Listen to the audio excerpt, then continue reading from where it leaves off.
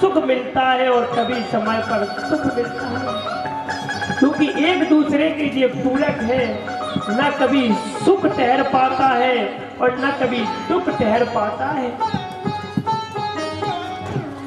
धीरे धीरे कर कर दोनों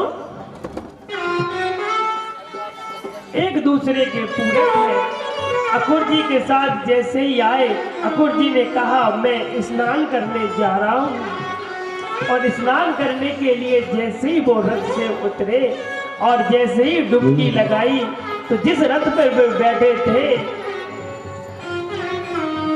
जैसे ही रथ से उतरकर डुबकी लगाई तो अंदर भी उन्हें बाके बिहारी दिखने लगे।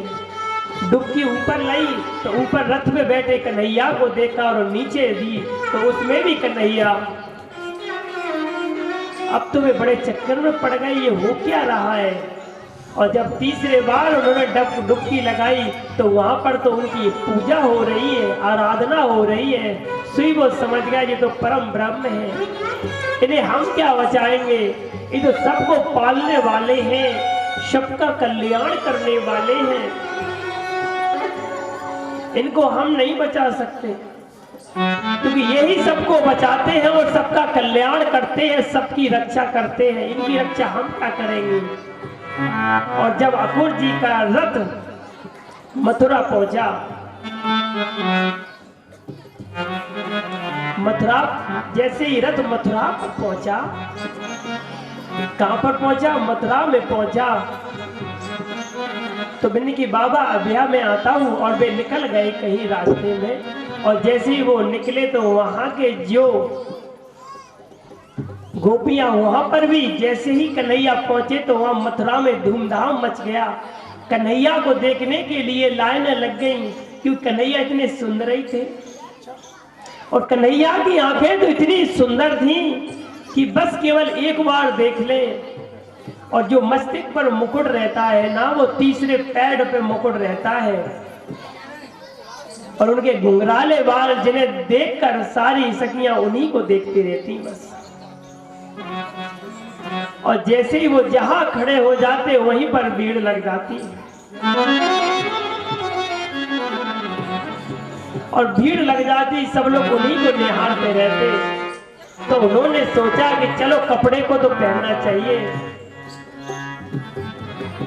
कपड़े बदलने के लिए कन्हैया धोबी के पास गए और धोबी से कहा कपड़े दे दो, धोबी से कहा कपड़े दे दो, पर धोबी ने कपड़े देने से मना कर दिया। धोबी ने मना कर दिया और धोबी कन्हैया से बुरा भला कहने लगा, कन्हैया से बुरा भला कहने लगा। वही धोबी बुरा भला कहने लगा, पर कन्हैया ने बुरा नहीं माना। बोला निज दुख देव नीरा, भूख बसन तुम जाति अहीरा, सुनी बल बद निधन करी डारा, परिये पट सब निज अनुहारा। अहीर कहने लगा, गलत शब्दों का प्रयोग करने लगा। कन्हैया को गुस्सा आई और घूसा मारा और उसका जय सिया राम कर दिया।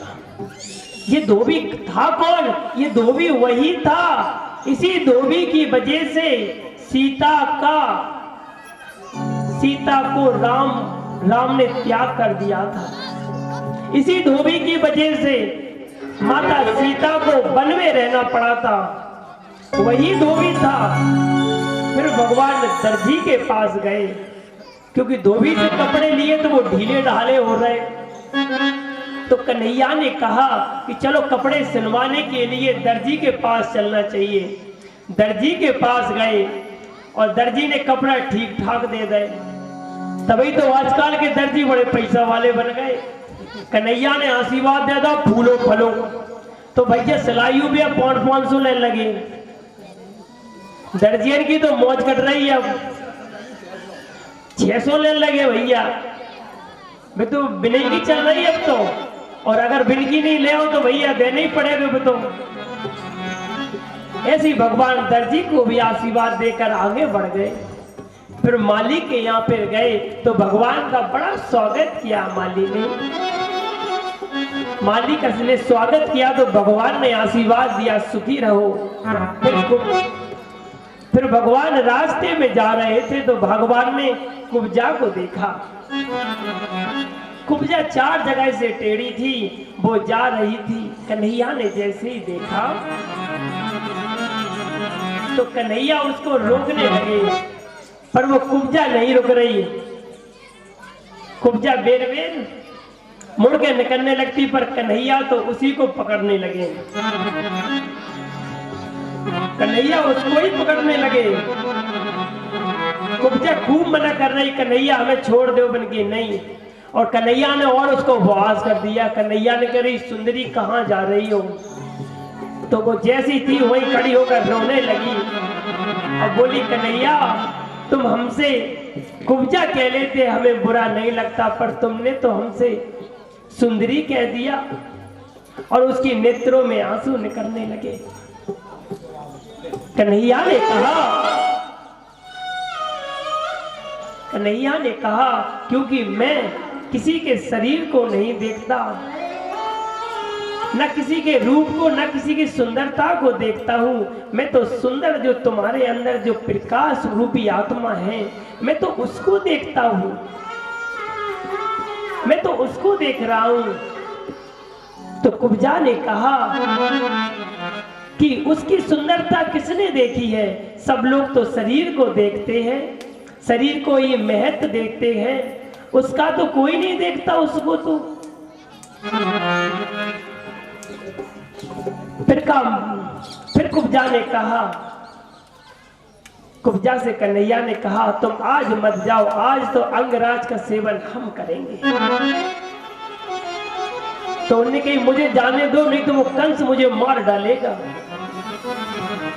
अगर मैं लेकर नहीं गई तो कंस मुझे मार डालेगा, मुझे छोड़ दो, मुझे जाने दो। कन्हैया ने कहा, मैंने जिसका हाथ पकड़ लिया हो उसको कोई नहीं छुड़ा सकता, उसका हाथ कोई नहीं छुड़ा सकता जिसका मैंने हाथ पकड़ लिया हो। और जैसे ही कन्हैया ने उसका हाथ पकड़ा, वो कन्हैया को देखती रही। और कन्हैया को जैसे ही देखती रही तो कन्हैया ने कहा, क्या आज हमको लगाओगी अंगराज? कन्हैया ने कहा, तुम्हारे शराब की अवधि समाप्त हो चुकी है।